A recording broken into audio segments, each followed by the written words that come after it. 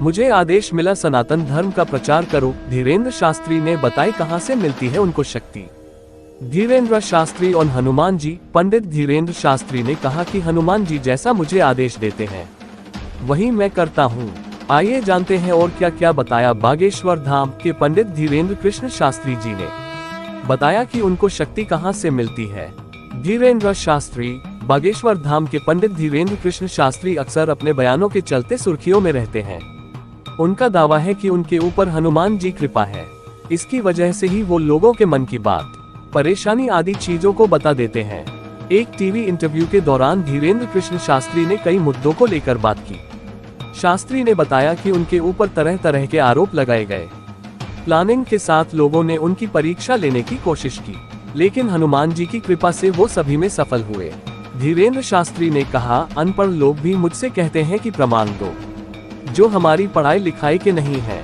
हमारी पढ़ाई लिखाई आध्यात्म और हनुमान जी की कृपा है। जो इसी रास्ते का व्यक्ति होगा वही टेस्ट लेगा, गणित वाला अंग्रेजी का टेस्ट कैसे लेगा।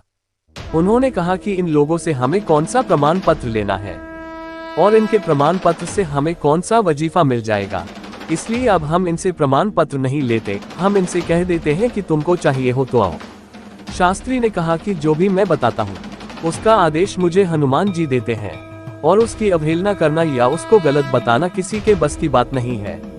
इसका मैं चैलेंज करता हूँ। उन्होंने कहा कि यह सब गुरु कृपा से संभव है, उसी से मैंने ये सब पाया है। उस शक्ति का नाम शक्तिपात है।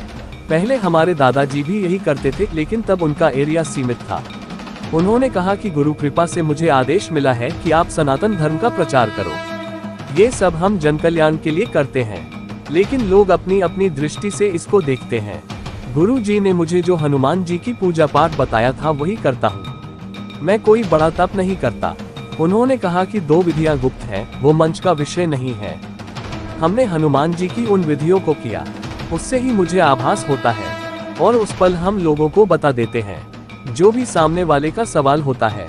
इसके बाद गुरुदेव और हनुमान जी जाने। शास्त्री ने कहा कि हम इतने बड़े कोई तपस्वी नहीं हैं। अगर हमने तपस्या की होती तो मेरे बाल सफेद हो गए होते। इस उम्र में हमने क्या तपस्या की होगी। धीरेन्द्र शास्त्री ने कहा कि मुझे लगता है कि जिसका गुरु हनुमान होता है उनका चेला पहलवान होता है। वीडियो को अंत तक देखने के लिए आपका धन्यवाद। जय श्री बागेश्वर धाम। ऐसी ही और अच्छी वीडियो देखने के लिए हमारे राज सेठ कहानियां चैनल को लाइक, शेयर और सब्सक्राइब करें। धन्यवाद।